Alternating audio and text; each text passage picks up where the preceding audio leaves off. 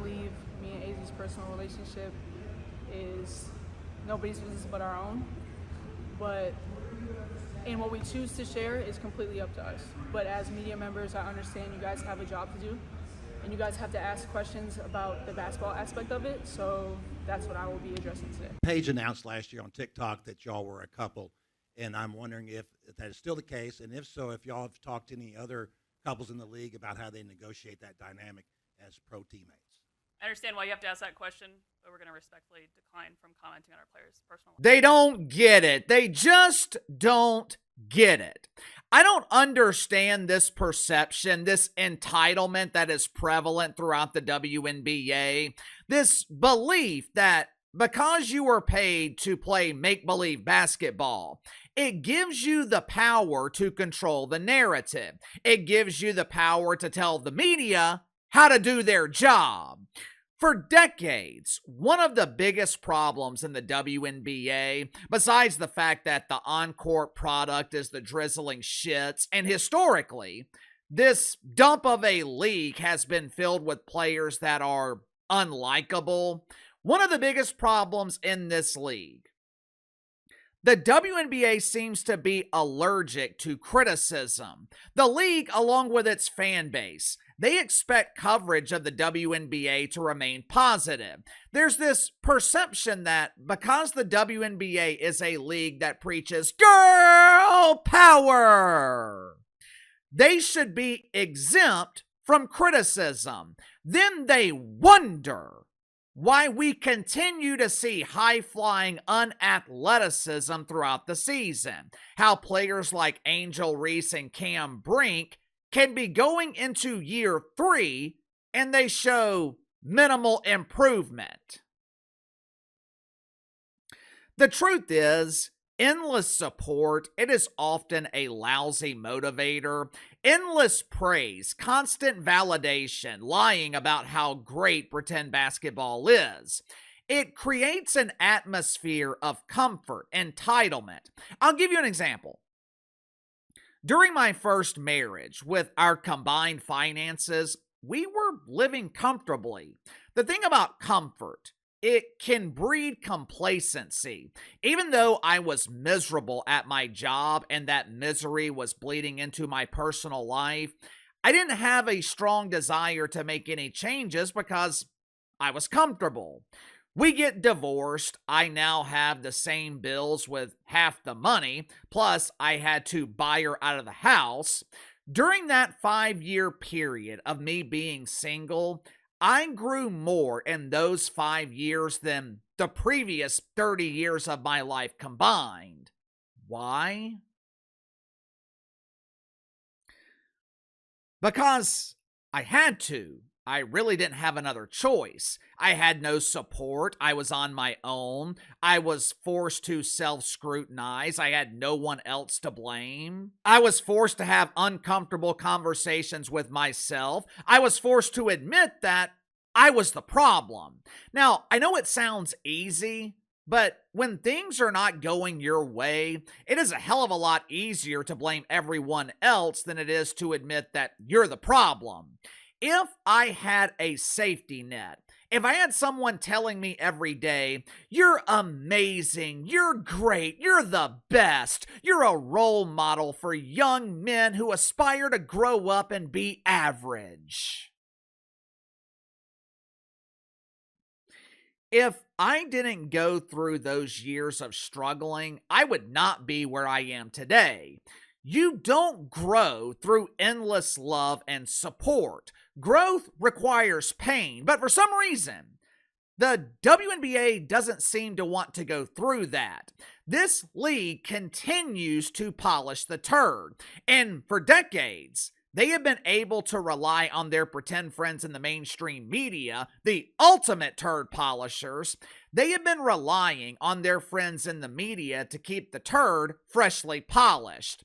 But the media has finally reached a point where they are tired of offering endless praise to the WNBA.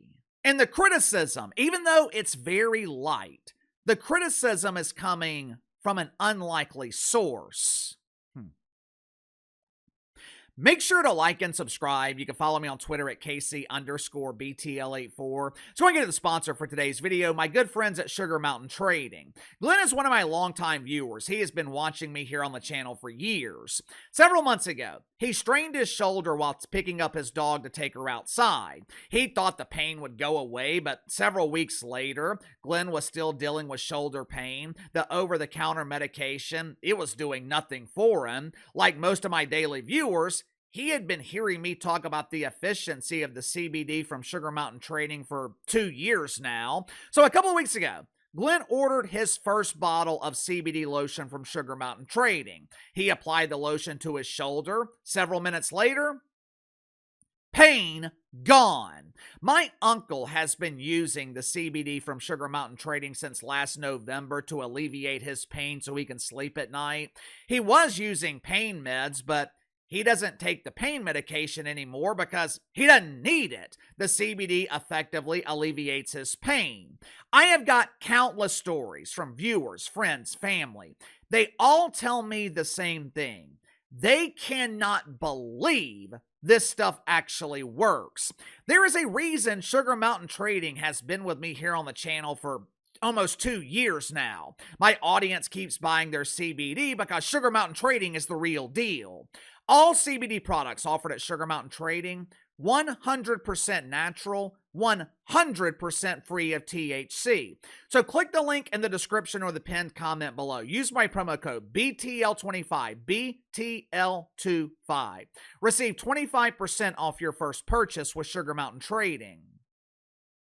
Headline at Awful Announcing. Jemele Hill claims WNBA fans expect journalists to be cheerleaders.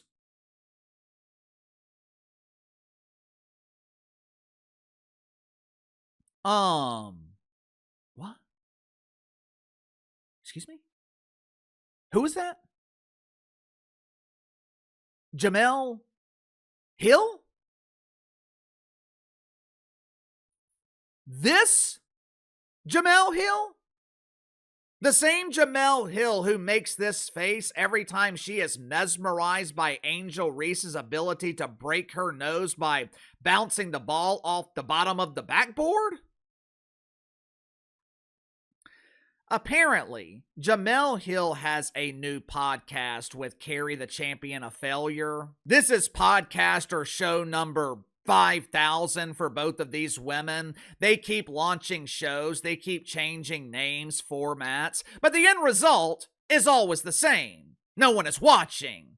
So they have combined forces to launch a new show titled The Fragrantly Funny Failures. Earlier this week, something unexpected happened on the show. Jemele Hill actually told the truth. Check it out for yourself. For the longest time, WNBA fans thought journalists were we, when the reality is journalists prefer they-them pronouns. Now that the league is mainstream, there's gonna be more scrutiny, there's gonna be more criticism, and the WNBA and its fan base, they're not ready for that. I cannot believe I'm saying this.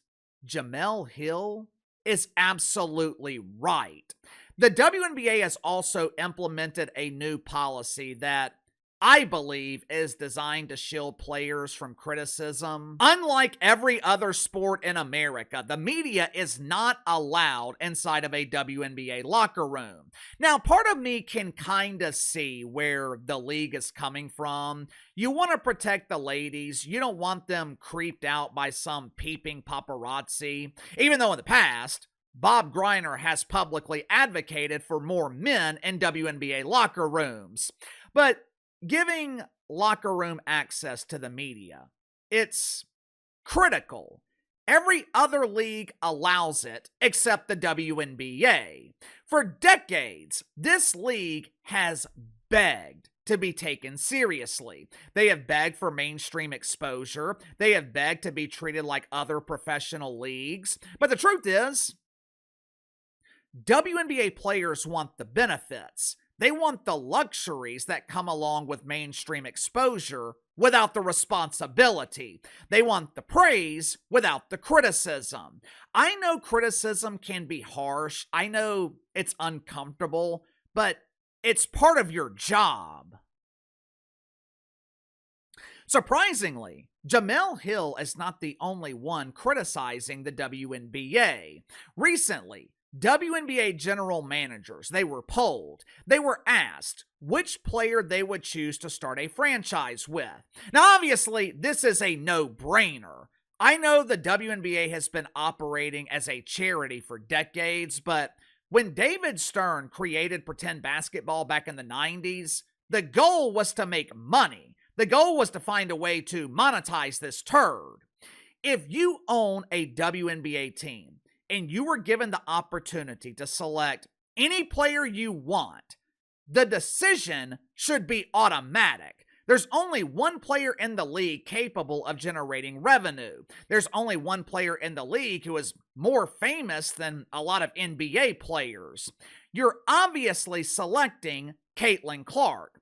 Hell, the Great White Hope was injured most of last season, and the Indiana Felines, they were still the biggest draw in the WNBA. Apparently, though, WNBA general managers, they believe the title of Great White Hope belongs to another player. Someone who struggles to sell out a high school gym. Someone who lacks the ability to sell 7,000 tickets. Caitlin Clark is selling out NBA arenas. Paige Beckers, she can't sell out the local civic center. Yet, for some reason, WNBA general managers, they selected Paige Beckers over Caitlin Clark.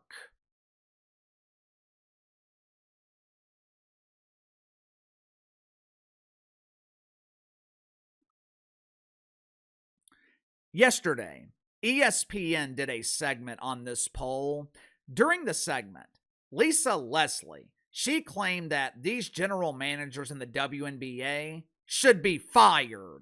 Watch for yourself. All those GMs probably going to get fired because this is a money business, and the money is about Caitlin Clark, who is the player who has made, never in the history of the WNBA have we had a player force teams to get into larger arenas.